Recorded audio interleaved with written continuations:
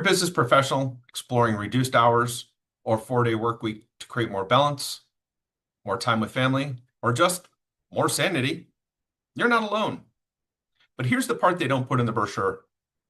Working less can cost you more in taxes, lost benefits, and hidden retirement penalties. So today we're digging into lesser known traps that come with compressed work weeks and how to protect your financial future while gaining back your time.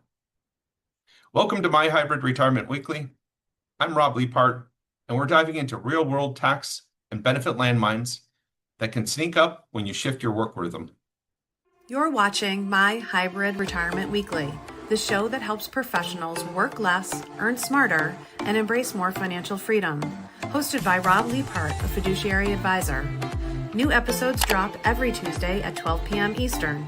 Subscribe now and start planning retirement on your own terms. Hey everyone, Rob Leiphart here, fiduciary advisor and your guide to building work-life freedom without tanking your retirement strategy.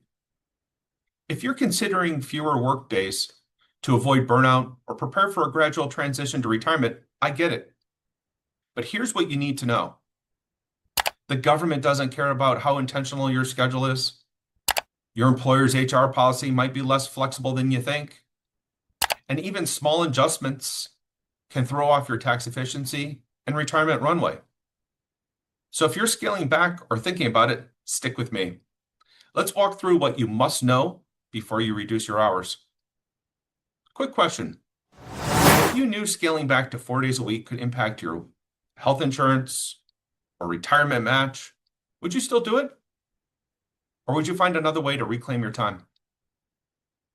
Drop your thoughts in the comments if you're on LinkedIn or Facebook. The traps most professionals miss. Trap number 1, losing your 401k match without realizing it. Many plans require a minimum number of hours or compensation level to qualify for employer matching. Working less than 40 hours a week, you might unknowingly fall below the line that results in thousands of dollars lost in employer match over time. Trap number 2, health insurance eligibility gets tricky. If your reduced hours bump you below full-time, you could lose group health insurance.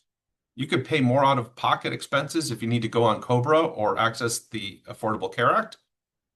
Or you can miss out on HSA contributions tied to higher deductible plans.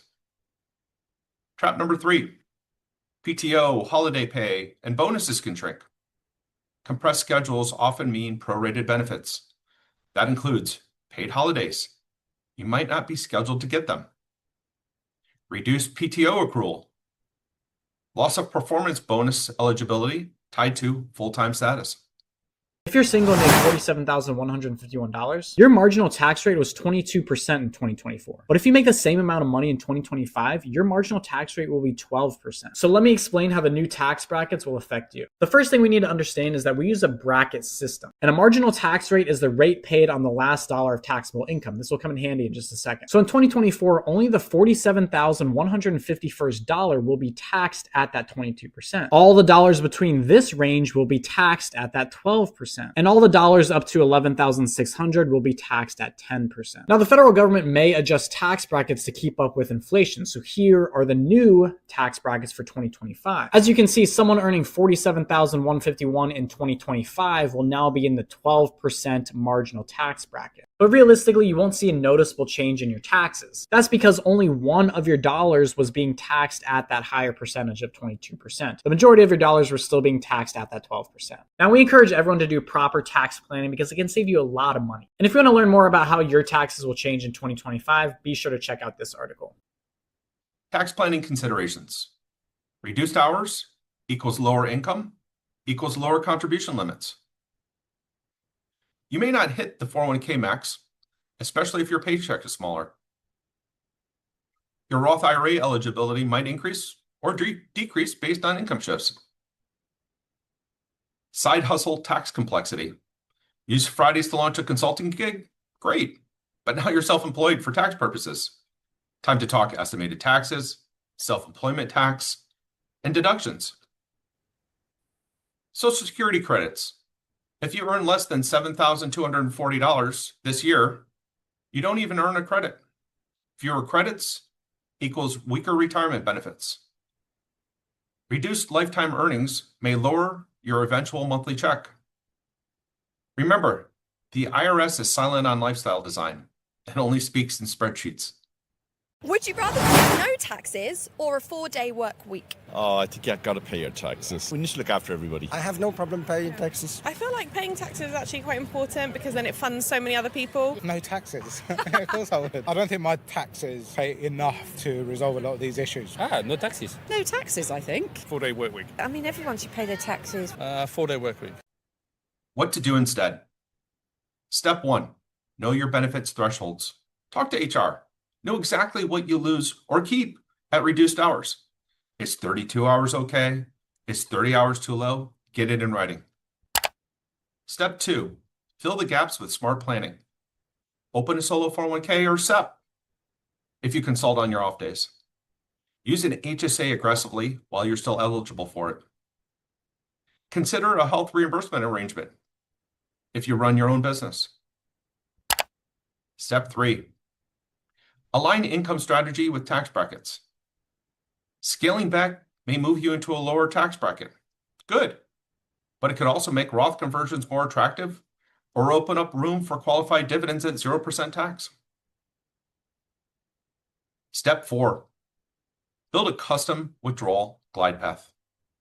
If you're gradually working less in pre-retirement, let's craft a withdrawal strategy that reflects the lower income years and optimizes your taxable versus tax-deferred buckets. Here's some common questions I get. Will I lose my benefits if I drop to a 4-day work week? Maybe. Every employer is different, but it often depends on hours or salary thresholds. Ask before assuming. Question number 2, can I still save for retirement if I reduce my income? Yes, but it may require a shift in strategy. You may need to rely more on IRAs, brokerage accounts, or self-directed self-employed plans. Third question, is working fewer days still worth it if I lose my match? That really depends on the bigger picture. If it protects your health, extends your career, or opens up other income, yes, with a plan, it can be well worth it. Picture this. You work 4 days a week, still qualify for your key benefits, use your extra day for a consulting gig that covers your lost income, and accelerate your savings using optimized tax strategies. You didn't just compress your work week, you expanded your options. That's the power of intentional planning. Here's some key takeaways. Reduced hours can affect more than your paycheck. They can hit benefits, taxes, and retirement. You need to understand your thresholds for benefits, taxes, and credits. A hybrid plan customized to your life can help you earn flexibility without forfeiting freedom. Thanks for watching My Hybrid Retirement Weekly. If today's episode made you pause and think, wait, am I missing something in my plan? That's a good sign. Let's fix it. Schedule a discovery call with me. We'll walk through your benefits, your hours, and your big picture goals, and make sure your retirement strategy still works, even as your schedule evolves. Until next time, stay intentional, stay informed, and don't let your freedom cost you your future.